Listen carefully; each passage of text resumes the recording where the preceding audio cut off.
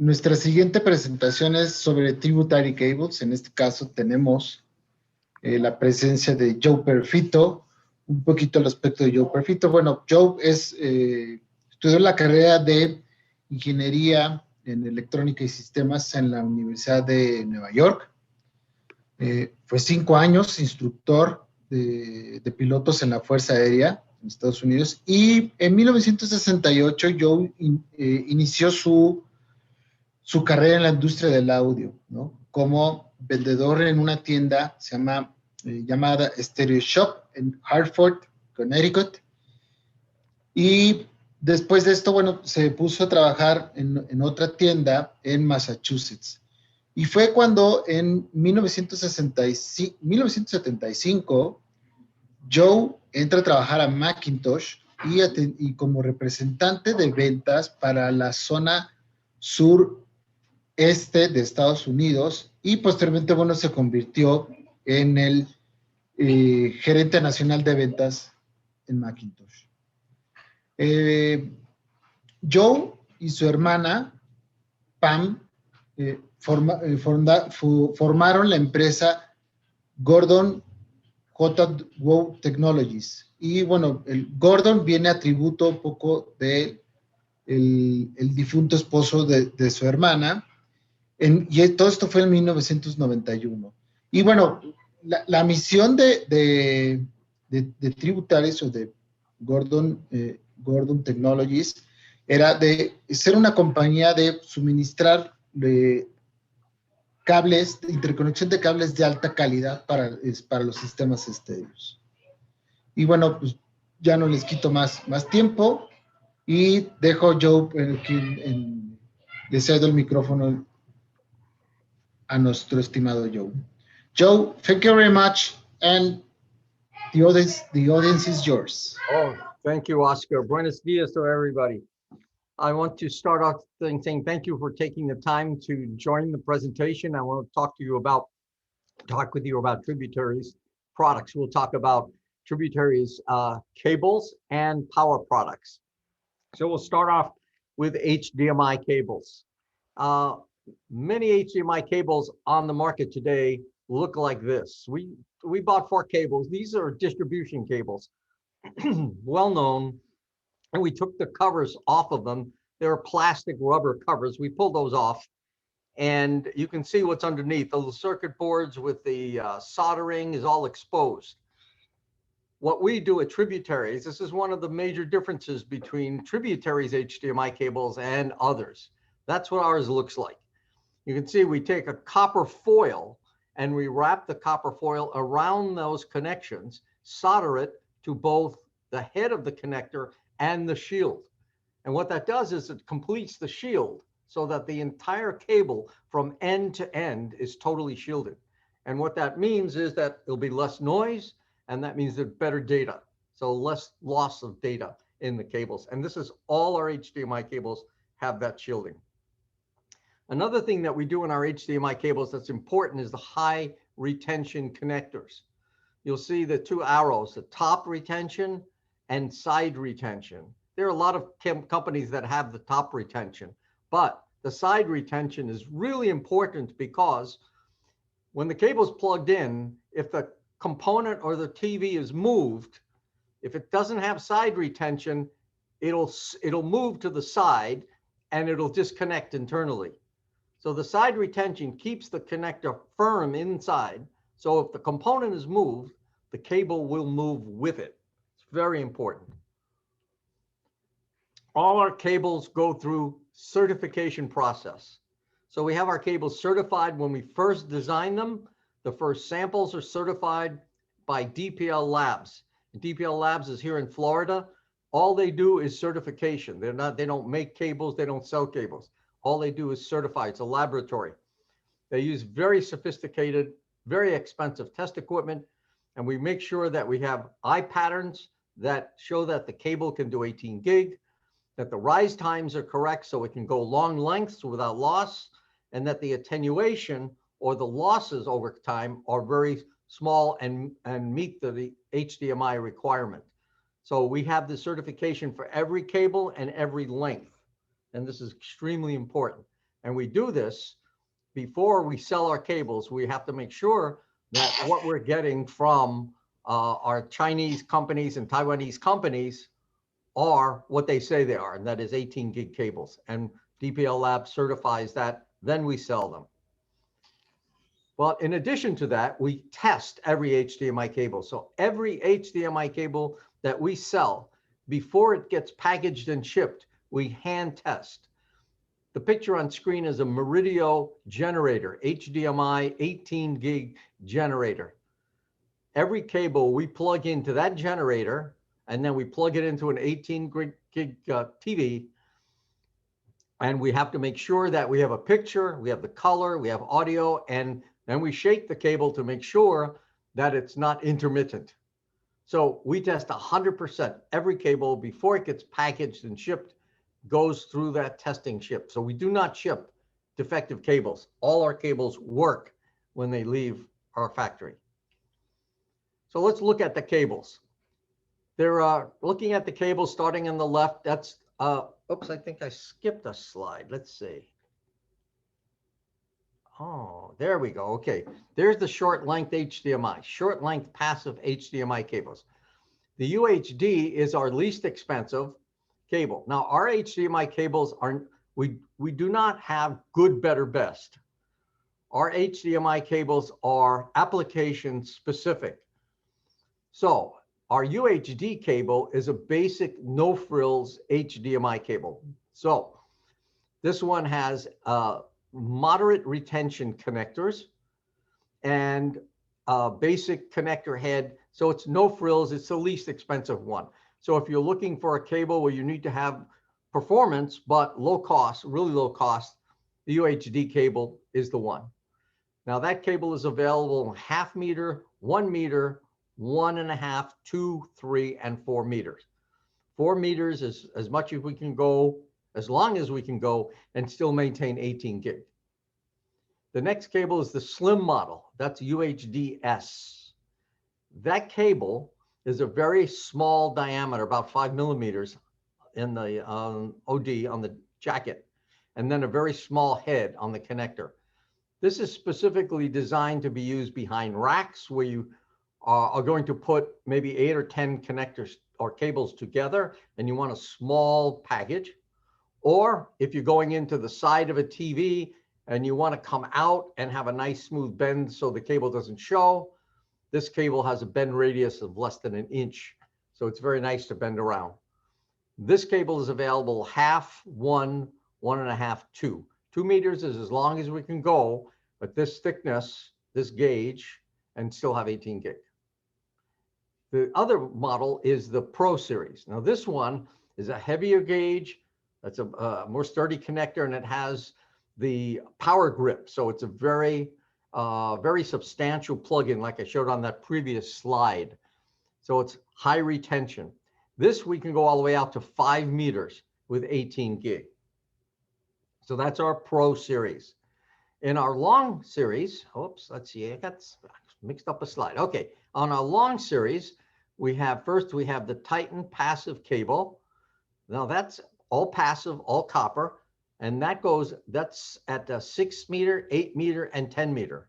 So we can go to 10 meters, no electronics, totally passive, 18 gig.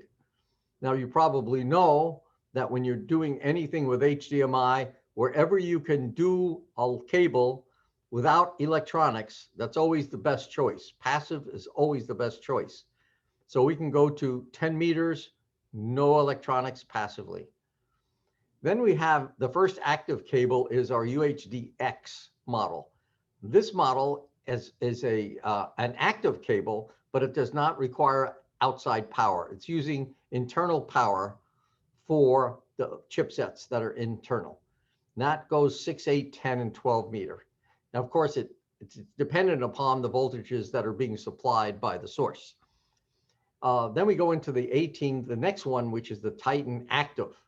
Now, this one has an outboard power supply, and we supply with this cable an adapter, the AC adapter, and it is a power regulator, 5-volt regulated power supply. So there's no possibility of damaging the chipsets in there and power because it's regulated supply. This goes from 12 meters out to 25 meters, fully 18 gig certified, and again comes with that power supply.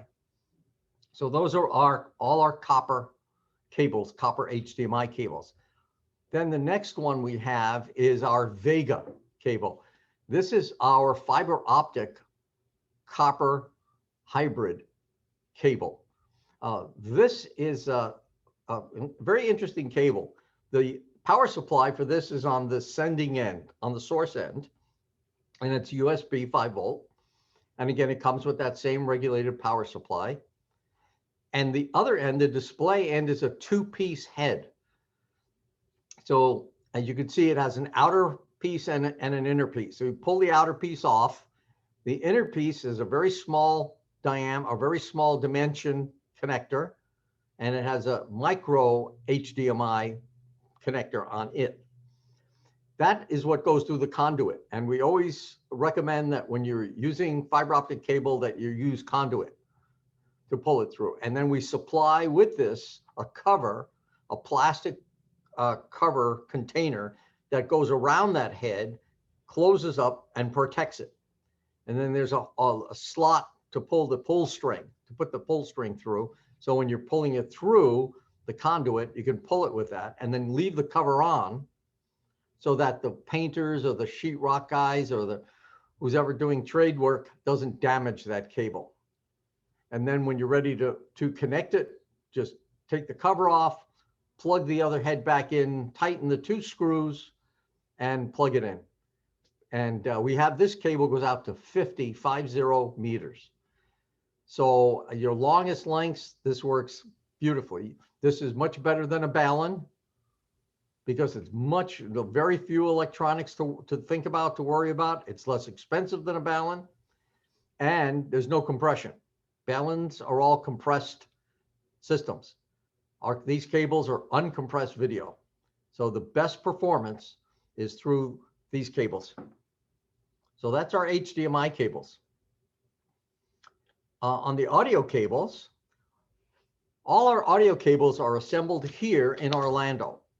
We do all our soldering, all our packaging, all our testing is done in our factory here in Orlando.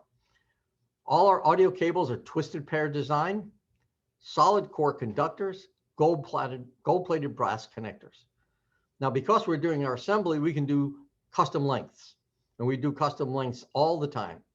So our customers, somebody wants something that's 7.5 meter audio cables, we do them. We do the very long audio cables, balanced audio cables. We did two today, 260-foot pairs of balanced audio cables for our customer today. So we can do that, and we do usually that same day. This is the lineup of our audio cables. Starting up on the upper left, we have our Series 2 cables. Those are our basic audio cables. By the way, all our audio cables, the covers can be unscrewed back so you can show the soldering and see how the level of craftsmanship that we use when we put our cables together. Everything is done here. We design our own cables, design all the connectors. Everything is made by hand. Our Series 2, we also make trigger cables, both mono and stereo. On Series 4 audio cables, in that series, we make Series 4Y cables, and we also make Toslink optical in Series 4. Balanced audio on Series 4, we make Y cables on the Series 4. In Series 6 audio cables, which is the next step up, we also make USB cables, balanced audio in Series 6, and then power cords in Series 6, both with a 3-prong AC plug and a C7 AC plug. Series 8 audio and audio balanced and power cable. Now we also, for these cables, we also make subwoofer cables, mono cables, digital cables, video cables, and phono cables available in Series 4, 6, and 8. We also make cables for JBL synthesis systems and theory amplifiers and Pro Audio ALC amps. These are cables that require audio cables that use Phoenix connectors on one end and RCR XLR on the other. So we can do those for you too. On our speaker cable, same thing, series 4, 6, and 8. We can make these as a 2 to 2, which is we call SP, or 2 to 4 bi-wire BW, or a 4 to 4 bi-amp. Again, all made here. We hand make all these cables. Then there's the series 4, the 2 at the bottom. Those are in-wall. So they're UL listed. These are designed for surround systems, for things like Dolby Atmos, a DTSX, something that's a higher quality surround. You wouldn't want to use this cable to wire a house, but this is used for step up in using better wiring. Instead of using in-wall 16.2 or 14.2, you could use something like our Series 4, which is a 14.2, or Series 8, which is a series is a 12.2, Series 8 12 gauge 2 conductor. All our Series 8 cables, by the way, use linear crystal copper, the highest grade of copper that we can use in normal consumer use. And they're Siamese cable, so they pull apart. And also the internal construction is we use a solid center conductor for base response. And then we use 6 bundles of stranded wire for mids and highs. And also we wind those cables in a certain way for noise reduction. So we have an audiophile type cable, and it's not a super expensive cable. It's very reasonably priced, but it's more than just in the wall tube wire, and absolutely will give a better performance. Now you can also order these wires in rolls if you want. All the cables are available, speaker cables, in 200-foot rolls. So you can buy the rolls. We sell those separately, banana plugs separately, the rubber boots, heat shrink, all the things that are necessary, we put in kits, and you can make the cables in the field. All these cables require, all the connectors require screws. They're screw-on connectors. So you don't have to solder these. These are screw-on connectors. So that's our speaker cable line. Looking at power products. These are 120 volt, 15 amp unit. This is a single outlet T1A. So it's one outlet, one AC outlet. Internally in this is a surge suppressor and a filter. And there's a little blue LED that's behind that T1A designation on the front panel. And that lights up to tell you it's protected. In other words, the surge suppressor is operational. If it takes a hit from a lightning storm or something and fails, it will disconnect. So it's self-sacrificial. It will die for you to protect your equipment. And it has a lifetime warranty. It's UL listed, and you can use these for anything that has a readout on it. That would be a cappuccino machine, clock radios, irrigation timers, refrigerators with readout panels on it. This will protect them. So it's a very interesting, inexpensive way of giving your customers full protection through all their power products. Then we have 2 power strips, a T8 and a T10. Now, the T8 is a long, narrow piece. It's 14 inches long, 2.5 inches wide, 2 inches high. It has 8 outlets on it. 6 of them rotate 180 degrees. So you can put power transformers like wall warts, power supplies, and rotate the outlets in different positions so they don't interfere with one another, and get a whole bunch of them on that one outlet. It has surge suppression, it has filtration, it has a long power cable, a long power plug with a right angle connector on it, comes with the mounting hardware, UL listed, lifetime warranty. The T10 is similar, except it has 5 rotating outlets that rotate 90 degrees and 5 fixed outlets. Both have power buttons, and the power button's the red button you can see on there, and they have circuit breaker built into the power button. And they also have lights to indicate that it's protected, and that there's a polarity indicator on that too. In-wall power. So these devices are designed for situations where you have a TV on one wall and the power conditioners on an opposite wall, and you want to get power conditioning to the TV. One of the ways of doing it is using this PWRIX. So the single gang outlet that's in the picture, the AC outlet would go behind the TV. So the TV would plug into that.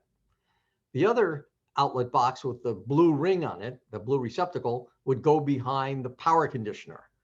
Those two outlets would be wired together with Romex. Then the blue receptacle on the cable that's in the foreground, that would plug into that blue receptacle, plugs in and locks. That's a Neutrik PowerCon connector. It's a UL listed 15 amp AC outlet, plugs in and locks. And then the other end of that black cord with the 3-pin would plug into the back of the power conditioner. This would now give power conditioning really surge suppression from there to the TV. So that's one thing. The other one is the XF. Now, this is a little different because behind the TV, that requires a dual gang box, and it has that single outlet, but built into that device, and it's about an inch deep, inch and a half deep, is a filter, a big inductive filter, because the Romex that's going between the two outlets is unshielded, which means that it can have high frequencies, radio frequencies induced for noise that could get into the power supply of the TV. But with this filter in place, it's eliminated. There's no noise that can get into the TV. So that would go behind the TV. The other one behind the power conditioner gets plugged in. Noise and surge suppression are taken care of. That's number two. The other one is all-in-one. This is requires a dual gang receptacle. It's about 1.5 inches deep. It has both surge and filtration and under and over voltage built in. So if the voltage goes below 85 volts, it shuts off, shuts everything down. When the voltage comes back up to 90, turns back on again with a 5-second delay. So it takes 5 seconds to come back on, because if the electricity goes on, off quickly, that's very damaging to electronics. This will prevent that from happening. It also does the same thing at the high end. 135 volts turns off, 130 turns back on again. It has 2 lights on the front, one for power on and one to let you know that the surge is operational. Again, if surge fails, it shuts off completely. So that's our in-wall power pieces. By the way, all UL listed and all our design. These are proprietary products that we designed internally. Last one is our rack mount T10X. This is a power bar. It has 10 outlets, 6 on one side, and on the other face, the opposite face, 4 outlets, so 6 and 4. This comes with ears, and it's meant to be mounted on the back of a rack. It could be mounted horizontally or vertically. If it's mounted vertically, you can bring in outlets, you can bring in power plugs from top and bottom. Now, it also has trigger in and trigger out.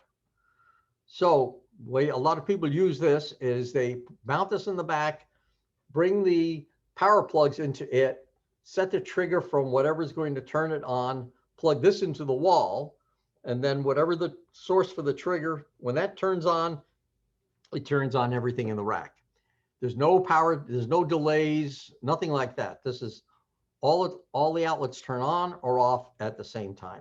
It also has surge suppression and filtering built in. Reasonably inexpensive piece too. Works like a charm. Very excellent unit. Grazie. So that's the presentation of our product line. And I guess we should be open for questions now, Oscar, or Sergio. Thank you, Joe. Do we have more questions? Más preguntas, digo, ya estuve contestando por aquí algunas.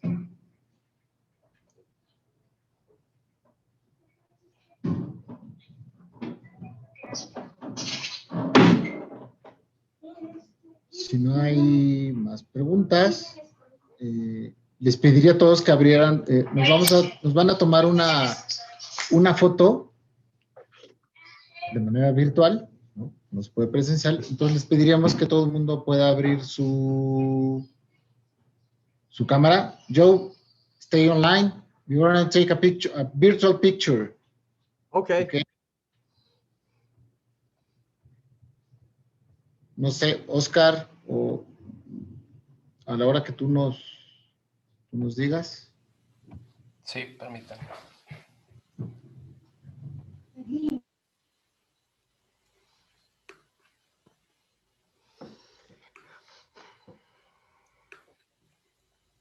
Perfecto, listo.